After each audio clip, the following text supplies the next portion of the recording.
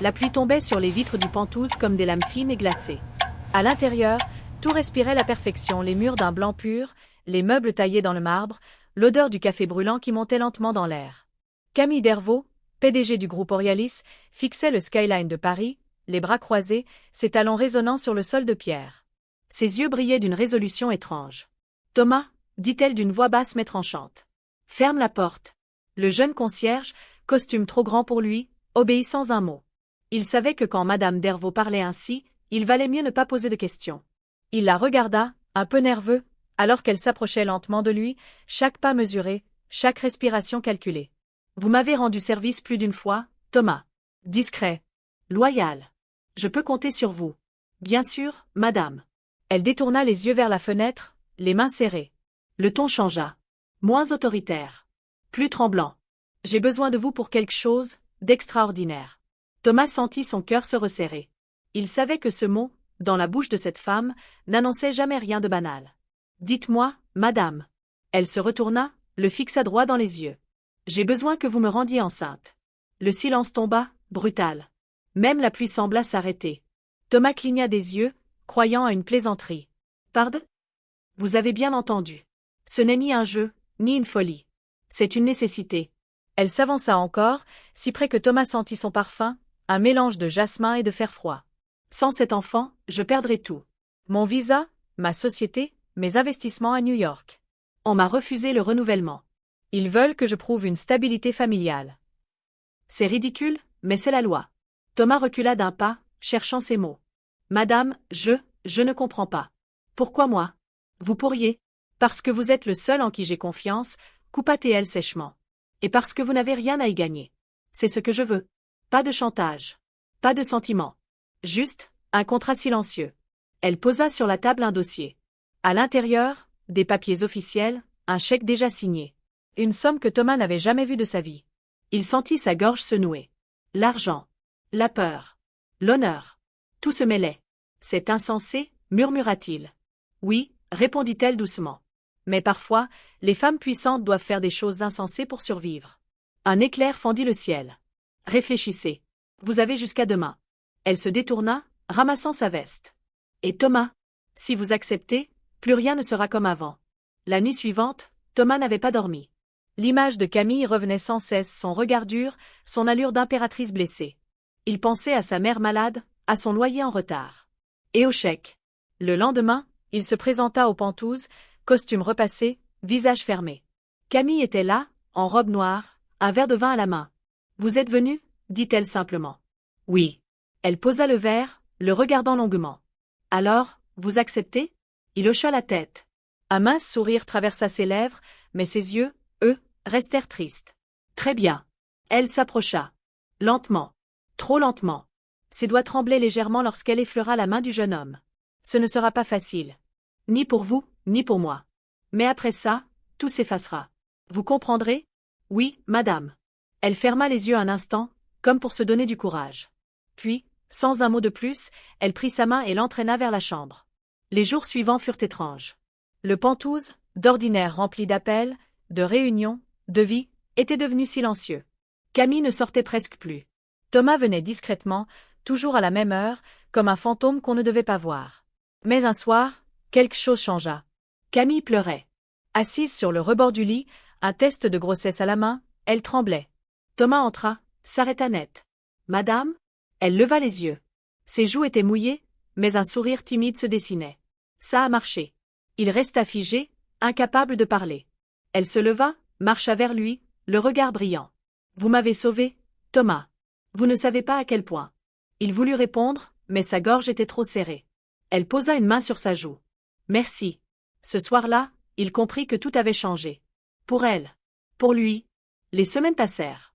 Camille continuait à diriger son empire, mais plus rien n'était pareil. Les médias spéculaient sur sa mystérieuse grossesse. Les investisseurs revenaient. Et Thomas, lui, restait dans l'ombre, observant de loin la femme qui l'avait aidé à renaître.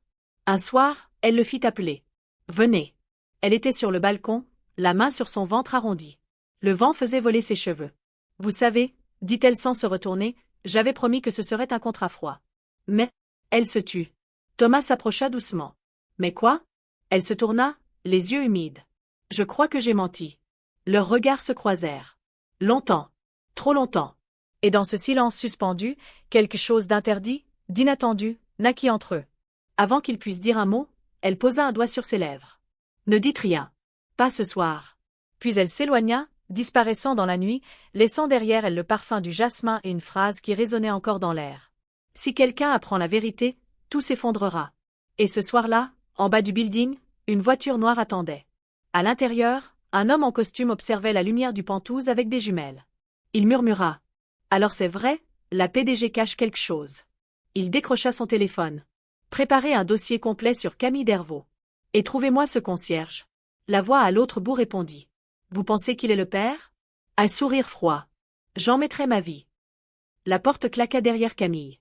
Le souffle court, elle s'appuya un instant contre le mur du couloir. Ses mains tremblaient. Ce qu'elle venait de ressentir sur ce balcon l'effrayait plus que tout. Ce n'était pas seulement de la gratitude. C'était quelque chose de plus profond, de plus dangereux. Elle n'avait pas le droit. Pas le droit de s'attacher. Pas le droit d'aimer l'homme qu'elle avait choisi comme instrument de survie. Mais chaque fois qu'elle croisait le regard de Thomas, elle sentait cette faille en elle s'élargir. Elle entra dans son bureau. L'écran de son téléphone s'illumina. Un message. Numéro inconnu. Madame Dervaux, nous savons pour le concierge. Rencontrons-nous demain, 22 heures, quai de la gare. Sinon, les journaux sauront tout. Son cœur se glaça. Elle relut le message 3 fois. Chaque mot sonnait comme une menace soigneusement pesée. Elle inspira profondément, tenta de retrouver son calme. Mais dans le reflet de la vitre, elle vit son propre visage, fatigué, inquiet, presque fragile. Ce n'était plus la femme de faire des conférences. C'était une femme en danger.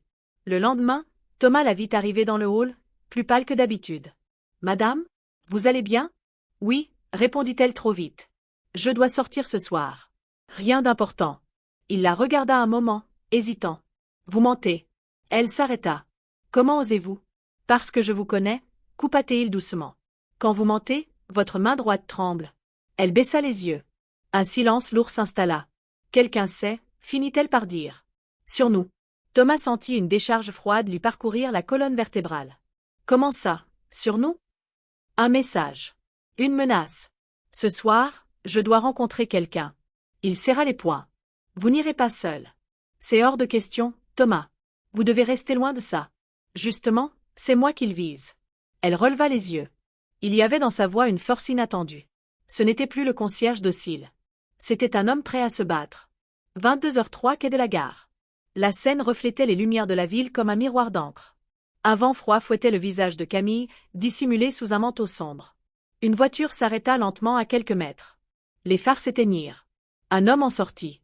Grand, élégant, sourire faux. Madame Dervaux. Toujours aussi ponctuelle. Qui êtes-vous? Un ami. Disons, un partenaire intéressé. Il alluma une cigarette. Vous avez bâti un empire sur la discrétion. Mais parfois, même les empires ont des fissures. Votre situation personnelle, par exemple.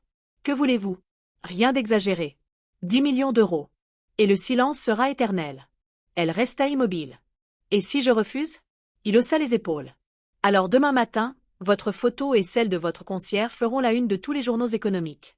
Et adieu les investisseurs américains. Le vent siffla. Le visage de Camille se durcit. Très bien. Vous aurez votre argent. Demain. Il eut un sourire satisfait. Sage décision.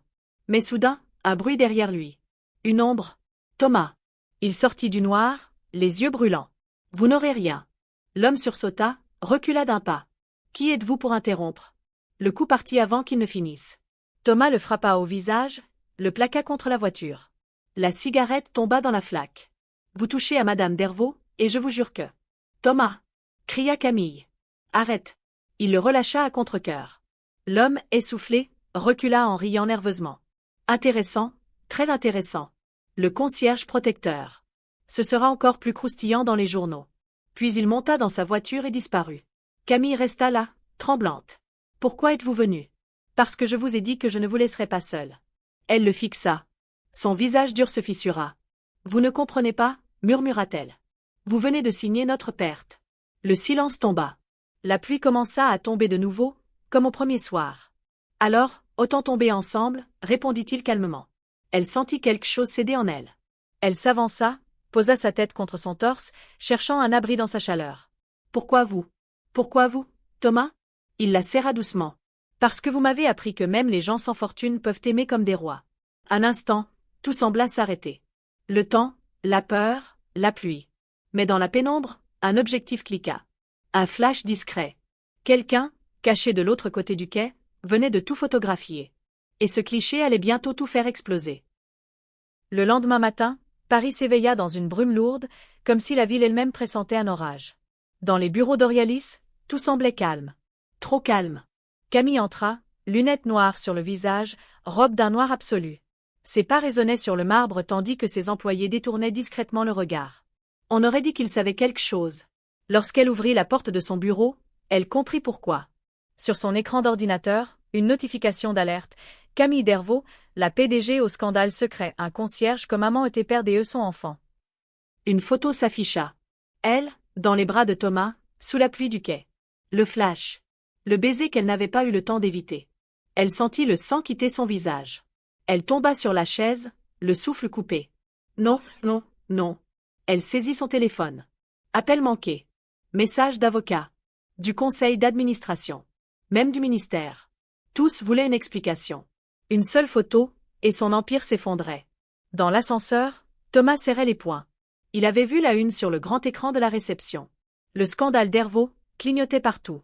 Il n'avait même pas besoin d'aller sur Internet. Chaque écran, chaque regard semblait le juger. Il entra dans le bureau sans frapper. « C'est ma faute » dit-il aussitôt. « Non » répondit-elle sèchement. « C'est la mienne. » Elle se leva, marcha jusqu'à la fenêtre. « J'ai voulu tout contrôler, tout calculer. Mais j'ai oublié que le monde adore détruire les femmes puissantes. » Elle se retourna. Ses yeux n'étaient plus ceux d'une PDG. C'étaient ceux d'une femme traquée. « Thomas, écoutez-moi. Vous devez partir. Maintenant. Je ne partirai pas. Si vous restez, ils vont vous détruire. Votre nom, votre vie, tout. Qu'ils essaient. » Il fit un pas vers elle. « Je ne vous laisserai pas affronter ça seule. » Elle serra les mâchoires, tenta de contenir les larmes. « Vous ne comprenez pas. Ce n'est plus seulement un scandale. C'est une enquête. Ils ont lancé un audit, un contrôle fiscal, et si quelqu'un fouille assez profond, ils découvriront tout. Le contrat, la grossesse, le paiement. » Un silence. Puis, lentement, elle ajouta. « Vous pourriez aller en prison, Thomas. » Il la regarda droit dans les yeux. « Et vous ?» Elle détourna le regard. « Moi, je suis déjà en prison. » Quelques heures plus tard, les bureaux d'Orialis étaient en chaos. Journalistes dans le hall, caméras, gardes de sécurité débordés. Camille s'échappa par la porte arrière, capuche sur la tête. Thomas la suivait, silencieux. Ils montèrent dans une voiture noire garée dans la ruelle. « Où va-t-on » demanda-t-il. « Chez quelqu'un qui peut nous aider. » La voiture traversa Paris à toute allure. Les gyrophares des voitures de police reflétaient sur les vitres. Ils finirent par s'arrêter devant une maison discrète dans le 7e arrondissement. Une femme les attendait sur le seuil, la juge Élodie Marchand, vieille amie de Camille. « Mon Dieu, Camille, » murmura-t-elle. « Tu n'aurais jamais dû venir ici. » « Je n'ai plus le choix. » Elles s'assirent dans le salon. Thomas resta debout, mal à l'aise. « Ce garçon, c'est lui » demanda la juge. « Oui. » Élodie hocha lentement la tête. « Tu réalises que ce que tu as fait est illégal ? Falsifier un dossier familial pour obtenir un visa américain, c'est de la fraude internationale. » Camille ferma les yeux. « Je sais. Et s'il prouve qu'il y a eu transaction financière, c'est fini. » Thomas s'avança. « Alors dites-moi ce que je dois faire. Si je dois me livrer, je le ferai. » La juge le regarda avec un mélange de pitié et d'admiration. « Vous êtes courageux, jeune homme. Mais ce n'est pas à vous de porter tout ça. Et pourtant, dit Camille, c'est à cause de moi qu'il est mêlé à tout ça. » Un silence pesant s'installa. Puis la juge se leva. « Écoutez-moi. Il existe une seule solution. Vous devez quitter le pays avant qu'il ne dépose les charges. » Camille la fixa. « Fuir ? Oui. » Elle secoua la tête. « Je suis Camille Dervaux. Je ne fuis pas. » Mais déjà, dehors, des moteurs se faisaient entendre. Élodie pâlit. Trop tard. Un gyrophare rouge passa devant les fenêtres. Puis un deuxième. Thomas se précipita vers la porte. « Ils sont là. » Camille se leva d'un bond. « Élodie, sors-nous d'ici. Par le sous-sol, vite. » Ils traversèrent la maison en courant. Les battements de leur cœur couvraient le bruit des sirènes. Une trappe. Des escaliers de pierre. L'odeur de l'humidité. Derrière eux, la porte d'entrée vola en éclats. « Police. Ne bougez plus. » Camille saisit la main de Thomas, l'entraînant dans le tunnel sombre. Ils couraient, haletants, les pas des policiers résonnant derrière eux. Thomas sentit la main de Camille trembler. Tenez bon, cria-t-il. Thomas? Oui. Si je tombe, ne vous retournez pas. Il serra sa main plus fort. Je ne vous laisserai jamais tomber. La lumière du jour apparut au bout du tunnel. Une sortie sur les quais. Mais à peine eurent-ils franchi la grille qu'une voix retentit. Ne bougez plus. Ils levèrent les yeux. 3 agents, armes levées. Et derrière eux, un homme en costume noir s'avança lentement. Le même coquet, la cigarette aux lèvres, un sourire vicieux. On se retrouve enfin, dit-il. Il tendit un dossier. Fin de la course, Madame Dervaux. Camille ferma les yeux, le cœur battant à s'en rompre. Vous avez tort, murmura-t-elle. La course ne fait que commencer. Et d'un geste brusque, elle attrapa la main de Thomas et sauta dans la Seine. L'eau noire les engloutit. L'eau glacée les avala comme un cri étouffé. Camille sentit son souffle se couper, son corps se figer. Les bruits du monde, les sirènes, les ordres, les coups de feu peut-être, disparurent sous la surface. Il ne restait plus que le silence lourd de la Seine. Thomas l'attrapa par la taille et la tira vers la lumière. Ils jaillirent enfin à la surface, haletants, le froid les transperçant jusqu'aux os. « Respirez, madame !» cria-t-il. « Respirez !» Elle toussa violemment, ses cheveux plaqués sur son visage. Les gyrophares clignotaient au loin, mais la pluie battante brouillait les visions. Ils nagèrent jusqu'à la rive opposée, cachés par les arches d'un vieux pont. Leurs mains agrippèrent la pierre rugueuse. Ils se hissèrent sur le quai, trempés, tremblants, à bout de force. Camille s'effondra contre le mur. « On ne peut pas continuer comme ça, murmura-t-elle. Ils nous traqueront jusqu'au bout du monde. » Thomas posa une main sur son épaule. « Alors on leur fera croire qu'on n'existe plus. » Elle leva les yeux, surprise. « Vous parlez de disparaître ? » ?»« Oui. Complètement. » Son regard était ferme, calme, comme si l'idée l'habitait depuis toujours. « Vous êtes prêt à tout perdre ? » ?»« Je n'ai jamais eu grand-chose, » répondit-il simplement. « Mais vous, je ne veux pas vous perdre. » Elle resta silencieuse, le fixant. Le froid, la peur, la pluie, tout se confondait avec cette étrange chaleur dans sa poitrine. Ils trouvèrent refuge dans un vieil entrepôt désaffecté près des docks. Les vitres brisées laissaient passer des courants d'air glacé. Thomas alluma un vieux radiateur au gaz et tendit leur manteau pour sécher. Camille s'assit sur une caisse, les bras croisés. « Si quelqu'un m'avait dit, il y a 3 mois, que je finirais ici, traquée comme une criminelle. Vous seriez resté dans votre tour de verre, » répondit Thomas doucement. « Peut-être. Mais au moins, j'aurais dormi tranquille. » Il s'approcha, tendit une couverture. Dormir tranquille ou vivre vraiment? Elle le regarda longuement, comme si la question lui brûlait l'âme. Vous croyez que c'est ça, vivre vraiment? Être pourchassé, haï, perdu? Non, dit-il. Mais c'est peut-être la première fois que vous vivez pour vous et pas pour un logo sur un gratte-ciel. Elle détourna les yeux. Il avait raison. Et cette vérité-là lui faisait plus mal que toutes les menaces du monde. Au matin, ils se réveillèrent au bruit des mouettes et des sirènes lointaines. Camille sentit une douleur sourde dans son ventre. Une crampe. Elle se redressa brutalement. Thomas. Il accourut. Qu'est-ce qui se passe? Elle avait la main sur son ventre. Son visage était pâle, crispé. J'ai mal, c'est le sang. Thomas blêmit. Non, non, non. Tenez bon. Il la prit dans ses bras, paniqué. Il faut un médecin. On ne peut pas, halta-t-elle. Ils nous trouveront. Je m'en fiche.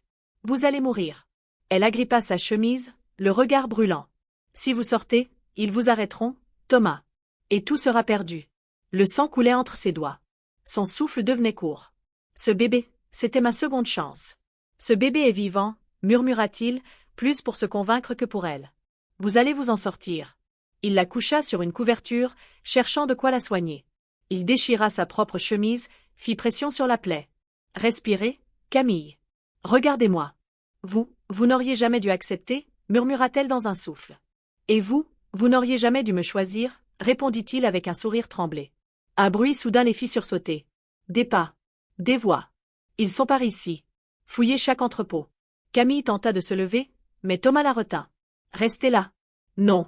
Si vous partez, je vais les éloigner. Faites-moi confiance. Il posa une main sur son visage. Je reviendrai. Puis il disparut dans l'ombre du hangar. Camille l'entendit courir. Puis des cris. Un choc. Un coup de feu. Son cœur se mit à battre si fort qu'elle crut qu'il allait exploser. Thomas. Aucune réponse. Elle voulut se lever, mais la douleur la cloua au sol. Ses larmes se mêlèrent à la poussière. Non. S'il te plaît, reviens. Puis, au loin, un silence. Trop long. Trop profond. Et soudain, une silhouette apparut dans la lumière grise de l'aube. Mais ce n'était pas Thomas. C'était l'homme en costume noir, cigarette aux lèvres, regard triomphant. Fin de la cavale, Madame Dervaux. Il s'approcha lentement. Vous avez beaucoup couru pour rien. L'homme que vous aimez est tombé. Elle sentit le monde vaciller autour d'elle. Non, vous mentez. Voyez par vous-même. Il jeta à ses pieds un objet. Une chaîne. Celle que Thomas portait toujours autour du cou. Camille la saisit, les doigts tremblants. Qu'avez-vous fait? Moi? Rien. Il a juste choisi le mauvais camp. Le vôtre? Elle se redressa, les yeux brûlants de rage et de désespoir. Vous ne comprenez pas, murmura-t-elle. Vous croyez m'avoir détruite? Elle fit un pas vers lui, la main toujours ensanglantée. Mais vous venez de réveiller quelque chose que vous n'auriez jamais dû toucher. L'homme eut un sourire moqueur. Et c'est quoi, ça? Camille le fixa droit dans les yeux. Une femme qui n'a plus rien à perdre. Le ciel s'assombrissait au-dessus de Paris, lourd et bas, comme si la ville elle-même retenait son souffle avant la tempête finale. Camille, à genoux sur le sol de l'entrepôt, serrait la chaîne de Thomas contre son cœur. Le goût du sang et des larmes se mélangeait dans sa bouche. Devant elle, l'homme en costume noir, le visage impassible, tendait déjà les menottes. « Allons, Madame Dervaux. Vous avez perdu. Mieux vaut vous rendre avec un peu de dignité. » Mais elle se releva lentement. Droite, dure, fière. Même couverte de sang, même au bord de l'effondrement, elle dégageait encore cette aura glacée de pouvoir. « Vous pensez que vous avez gagné parce que vous avez détruit mon image? Vous vous trompez, murmura-t-elle. « Ah oui? Et qu'est-ce qu'il vous reste? » Lui. L'homme eut un rire bref. Lui? Votre petit concierge? Il est mort.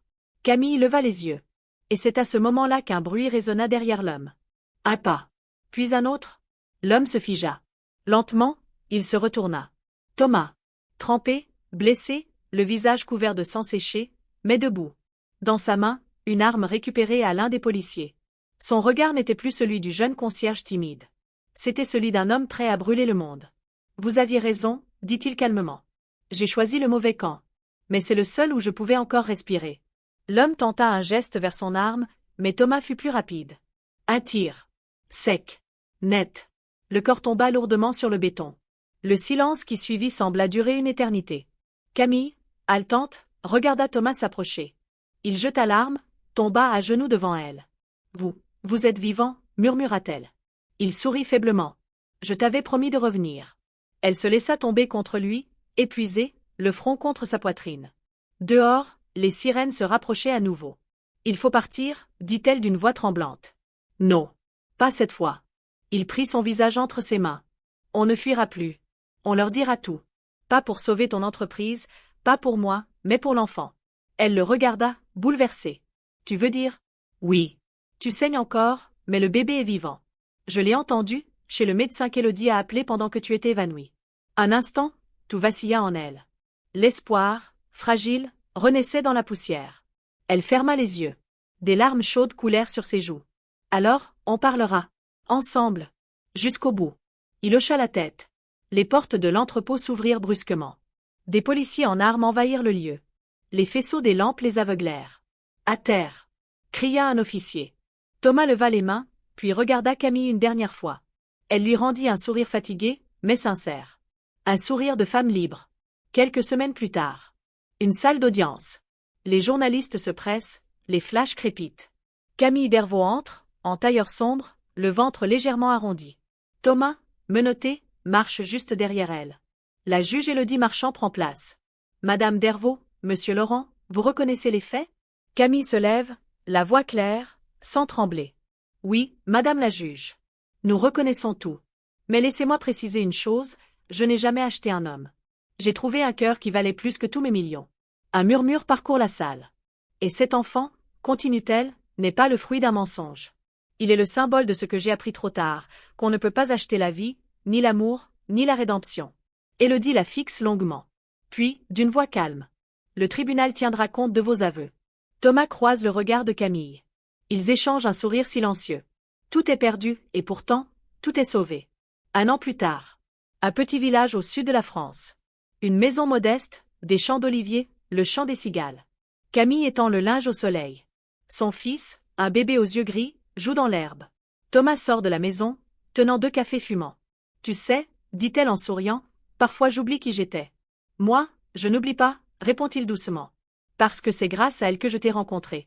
Il dépose un baiser sur son front. Elle ferme les yeux. La paix. Enfin. Au loin, le clocher sonne midi. Le vent d'été emporte les derniers restes du passé. Camille lève les yeux vers le ciel et murmure. J'ai perdu un empire, mais j'ai trouvé la seule chose qui ait un sens. Thomas sourit. Et c'est quoi? Elle le regarde, un éclat d'amour dans les yeux. Une raison de vivre? La caméra s'élève lentement. Le champ s'étend à perte de vue. Le soleil éclaire leurs silhouettes enlacées, tandis qu'une voix off chuchote. L'argent bâtit des empires. Mais seuls les cœurs bâtissent des histoires éternelles.